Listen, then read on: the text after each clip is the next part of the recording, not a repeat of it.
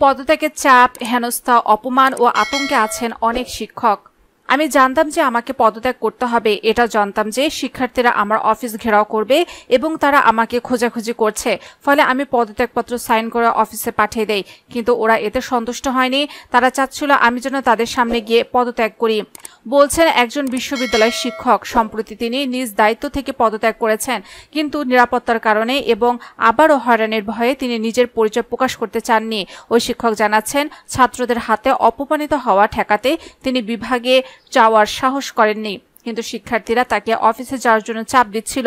আমি বুঝতে পেরেছিলাম যে তারা ভিডিও করবে এবং সেখানে গেলে যে কোনো একটা খারাপ পরিস্থিতি তৈরি হতে পারে, তাই শেষ পর্যন্ত আমি যেতে রাজি হইনি, বলছিলেন সেই শিক্ষক। কিন্তু বিভাগে না গেলেও ওই শিক্ষক খোঁজ পান যে ছাত্ররা ঠিকানা সংগ্রহ করে তার বাসভবনের দিকে আসছে।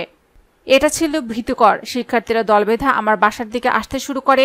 আমি এবং আমার পরিবার খুব ভয় পেয়ে যাই। পুরো ভবনেই আতঙ্ক ছড়িয়ে পড়ে। আমি তখন পরিবার সহ আমার বাসা ছেড়ে অন্য স্থানে চলে যেতে বাধ্য হই। নাম পরিচয় প্রকাশে অনিচ্ছুক ওই শিক্ষক জানাচ্ছেন, তিনি আওয়ামী লীগপন্থী নীল দলের সদস্য এবং শিক্ষার্থীদের আন্দোলনে অংশ নেননি। এসব অভিযোগে তাকে পদত্যাগে বাধ্য করা হয়।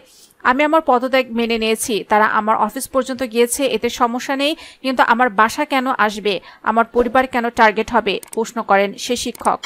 বাংলাদেশে গত 5 আগস্ট আওয়ামী লীগ সরকারের পতনের পর বিভিন্ন বিশ্ববিদ্যালয়গুলোতে ভিসি, প্রভিসি সহ প্রশাসনিক দায়িত্বে থাকা শিক্ষকরা একে একে পদত্যাগ করতে থাকেন। এর মধ্যে বিভিন্ন বিশ্ববিদ্যালয় থেকে খবর আসতে থাকে যে কোনো শিক্ষক হেনস্থার শিকার হচ্ছেন। শিক্ষকদের ঘেরাও করে পদত্যাগে বাধ্য করা, অপমান অপদস্থ করা এবং বাড়ি বাড়ি গিয়ে হুমকি দেওয়ার অভিযোগ আছে। শিক্ষকদের মধ্যে কারা সরকারের পক্ষ হয়ে কাজ করেছেন এবং আন্দোলনের বিরুদ্ধে অবস্থান নিয়েছেন এমন অভিযোগে চাকরি ছাড়ার হুমকি ও চাপ প্রয়োগ করা হচ্ছে।